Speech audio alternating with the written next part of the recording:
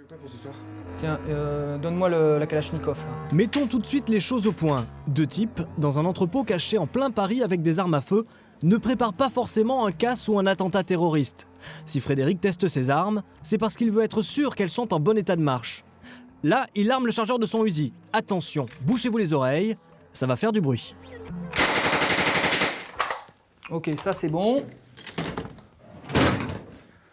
Voilà, donc je suis ni un flic ni un truand, je suis armurier pour le cinéma. Et là, je prépare le matériel pour le tournage de ce soir.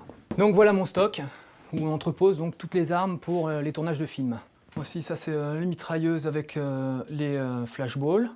Là, on attaque les lance-roquettes.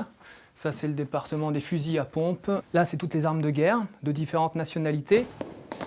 Et l'inventaire n'est pas fini. Thompson, Winchester, fusil à lunettes, MP40, Kalachnikov et pour les films d'époque, pistolet à silex. Ce sont toutes de vraies armes, plus de 3000. Avec ça, Frédéric a de quoi refaire n'importe quelle guerre, de cinéma bien sûr. L'arme la plus demandée, c'est celle-ci. Donc ça, c'est un pistolet donc Beretta, le classique, et que tous les réalisateurs veulent dans leurs films bien évidemment. Et moi, j'essaye de faire choisir autre chose pour justement qu'on ne le voit pas tout le temps. Chaque comédien étant différent, Frédéric se doit de trouver le calibre adapté à leur carrure. Alors, par exemple, pour un gabarit comme Jean Reno, on avait choisi celui-ci pour Wasabi. Si Frédéric travaille plutôt sur des films d'action, il lui arrive aussi d'intervenir sur des comédies. Alors si, il y avait bien une arme sur Bienvenue chez les Ch'tis, c'était un fusil qui tirait sur un chat, donc personne ne l'a vu, mais je suis quand même au générique. La clé de Guillaume Niclou, le film de Régis Barnier, Danny the Dog, et Big City, un western qu'on a fait avec des enfants, on a tourné en Bulgarie. La particularité de ce film, c'est que c'est un western qu'avec des enfants, où là c'est la première fois qu'on me faisait ça, c'est qu'il y a un enfant qui a coincé son doigt dans le canon. On était obligé de lui enlever avec du savon noir, mais ça c'était vraiment une anecdote particulière, parce qu'on ne l'avait jamais fait. Et pourquoi devient-on armurier? Bah pour faire comme papa. C'est le film La Grande Vadrouille, sur lequel a travaillé mon père à l'époque, en 1966, le film de Gérard Houry. Et donc il était sur le tournage pour s'occuper des fusils. Chaque jour, des armes de toutes sortes rentrent et sortent de l'entrepôt de Frédéric. Aujourd'hui, une régisseuse travaillant sur une célèbre série rapporte les armes du crime soigneusement enveloppées. On vérifie qu'il y ait le matériel, un pistolet, un arme en latex pour la cascade, un deuxième pistolet avec 2 étuis et le bon de transport. Donc le bon de transport qui permet à cette personne de se promener donc avec les armes de cette série policière. Sur les armes qu'elle m'a rendues, donc il y a les armes de jeu des comédiens avec les étuis et il y a un raccord latex qui est du coup en plastique mou pour les raccords cascade. En fin de compte, quand un cascadeur se prend un coup sur la tête ou qui fait tomber l'arme, c'est du latex et il n'y a pas de problème. Si Frédéric fournit régulièrement des armes aux acteurs des plus célèbres séries policières, il les entraîne aussi au maniement de ces dangereux accessoires. Aujourd'hui, il accompagne Ludovic, qui doit interpréter un policier pour une série. Je tire mon arme, c'est comme ça? Tout à fait. Mais je suis droitier, donc c'est pas grave? Non, bah non, pas du tout. Au contraire, on charge l'arme avec la main Donc gauche. Et je peux pas faire ça plutôt? Ah non, là tu serais gaucher. C'est que tu la tiennes bien ici, tu la recules, surtout que c'est que tu la lâches. Je fais ça, ça Alors, peut être super dangereux. Une des premières choses à faire, donc tu as Je vais vérifié dire ça. que l'arme était vide. Bien, j'ai vérifié. Mais c'est toujours contre-vérifier et ne jamais viser quelqu'un. Voilà. C'est un Mais des ça, principes. c'est dangereux, même si l'arme est avec vide. une arme à blanc, on est d'accord? Alors, avec une arme à blanc, c'est tout aussi dangereux qu'une arme réelle si tu es assez proche, parce qu'il y a quand même une flamme au bout du canon. Donc, si tu es collé complètement, par exemple, sur une main, bah, ça fait un trou comme si tu tirais à balle réelle. Quand même... Carrément. Ah oui. C'est pas le canon qui va gonfler, c'est ta main qui va prendre. Tu es en arrière et tu lâches.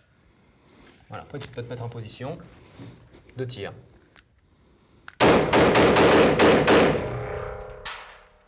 J'ai déjà tiré une fois ou deux, mais chaque arme est complètement différente et donc c'est intéressant de venir dans un stand de tir, pouvoir voir un petit peu comment ça se passe. Et on est aussi soi-même plus en sécurité.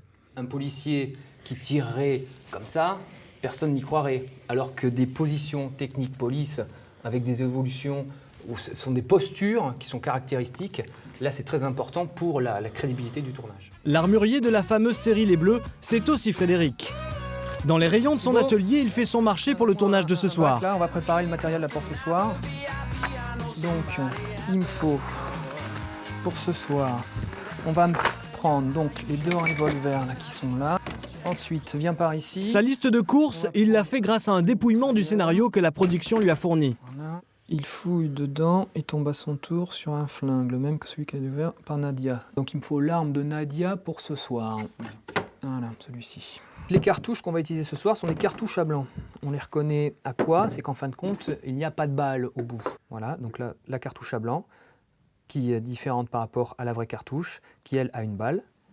La cartouche à blanc n'en a pas. Par contre, on a toujours la poudre à l'intérieur, ce qui, moi, au tir, me permet d'avoir une flamme au bout du canon. Donc là, on a pu voir la flamme au bout du canon et la douille qui s'éjectait sur la droite. Aussitôt les armes prêtes, il part sur le tournage de la saison 2 des Bleus. Et ce soir, l'enjeu est de taille. Ils ne sont que 2 pour charger plus de 950 cartouches. La scène se déroule dans un entrepôt en banlieue parisienne. Des malfrats se sont donné rendez-vous, mais la police les attend. Attention, ça va défourailler.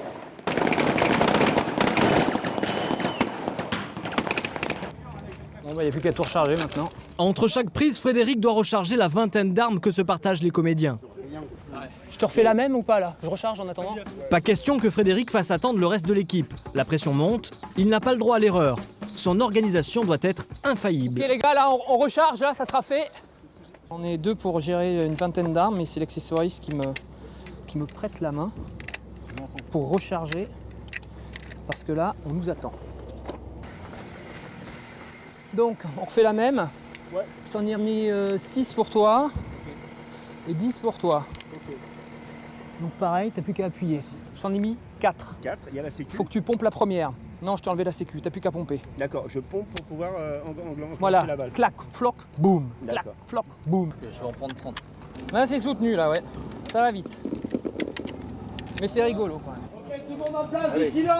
Ce soir, mission accomplie pour Frédéric et son assistant. La fusillade de la série est un succès. J'étais plus petit, je jouais cow-boy aux Indiens, donc moi j'avais toujours les plus belles armes, alors que mes copains avaient des armes en plastique. Donc c'était un peu dégoûté. Mais moi je jouais avec des vraies armes, donc c'était plus rigolo. Un peu comme ce soir. On est un peu comme des enfants en fin de compte. Hein. Ça tire dans tous les sens et on rigole bien. Pour ce jeune armurier, être passionné par son métier, c'est pas du cinéma.